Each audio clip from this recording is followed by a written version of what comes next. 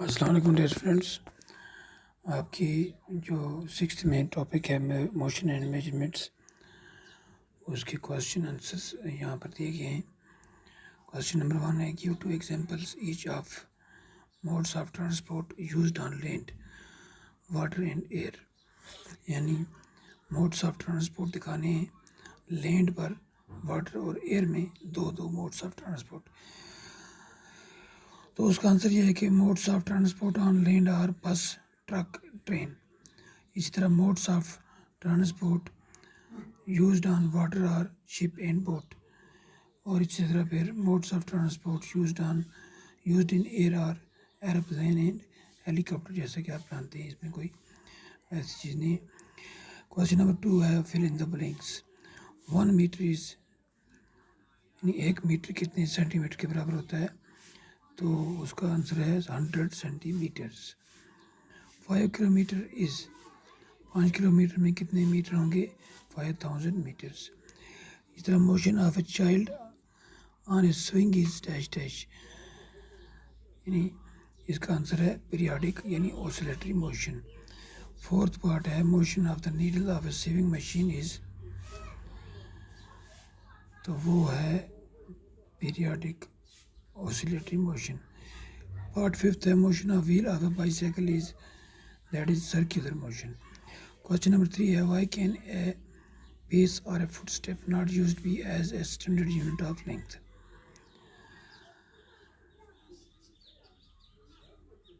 इसका आंसर है because a pace or a footstep of each and every person is not equal. यानी कोई भी, यानी पेस या फुटस्टेप जो है उसको स्टैंडर्ड यूनिट ऑफ लेंथ के तौर पर इस्तेमाल क्यों नहीं किया जाता है? उसकी वजह यह है कि पेस या फुटस्टेप जो होता है हर शख्स का वो बराबर नहीं होता है, इसलिए उसको स्टैंडर्ड यूनिट के तौर पर इस्तेमाल नहीं किया जा सकता है। Then there is question number 4, arrange the following lengths in their increasing magnitude. यानी मैग्नीट्यूड के हिसाब से, इंक्रीजिंग मैग्नीट्यूड के हिसाब से इनको इंक्रीजिंग ऑर्डर में लिखना है। किसको? मेजर ऑफ, यानी जो लेंथ है यहाँ पर 1 मीटर, 1 सेंटीमीटर, 1 किलोमीटर, 1 मिलीमीटर। इसमें जो सबसे छोटा है वो है 1 मिलीमीटर। इसको पहले लिखेंगे, उसके बाद हम लिखेंगे 1 सेंटीमीटर, उसके बाद लिखेंगे 1 मीटर और उसके बाद लिखेंगे 1 किलोमीटर। ये इंक्रीजिंग ऑर्डर में है। आपको बता दूं, तो पता भी होगा, 10 मिलीमीटर का 1 सेंटीमीटर होता है और 100 सेंटीमीटर का 1 मीटर होता है, और इसी तरह 1000 मीटर्स का 1 किलोमीटर होता है। क्वेश्चन नंबर 5 है, the height of a person is 1.65 metre, express it in centimetre and millimetre. एक शख्स है, उसकी हाइट है 1.56 मीटर,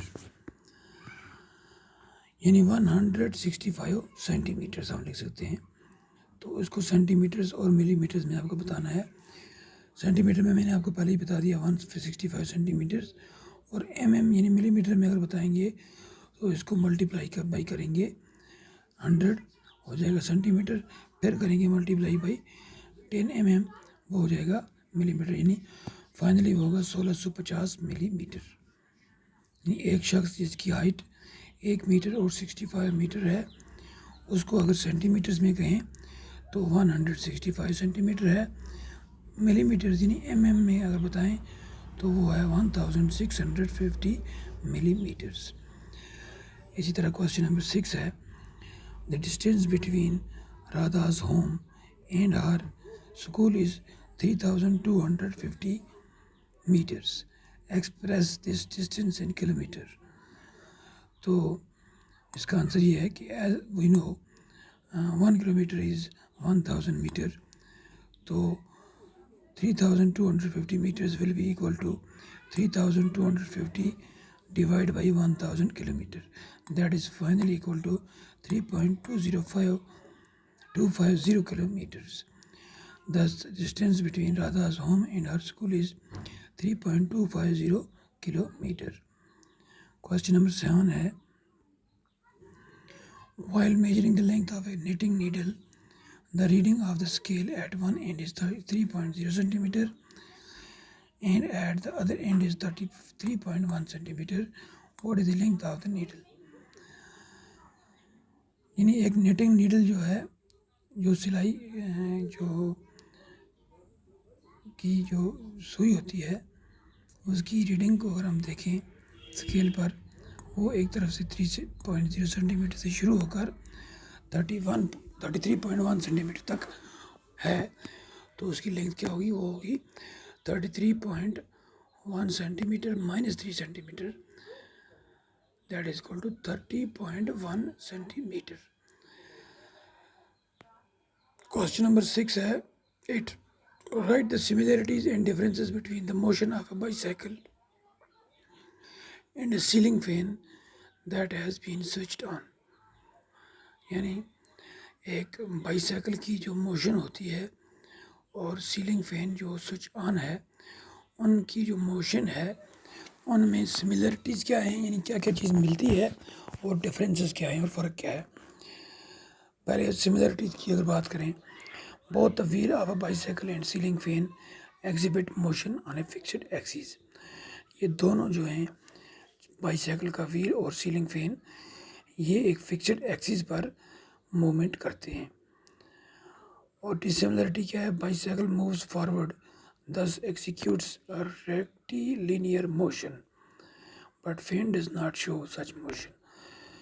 अब बाईसाइकिल जो है, जब उसको हम पैडल मारते हैं तो वो मूवमेंट होके आगे बढ़ती है, तो आपने देखा है।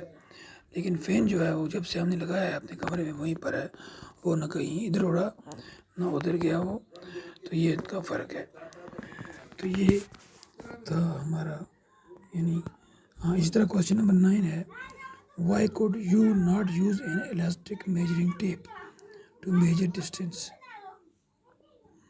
What would be some of the problems you would meet in telling someone about a distance you measured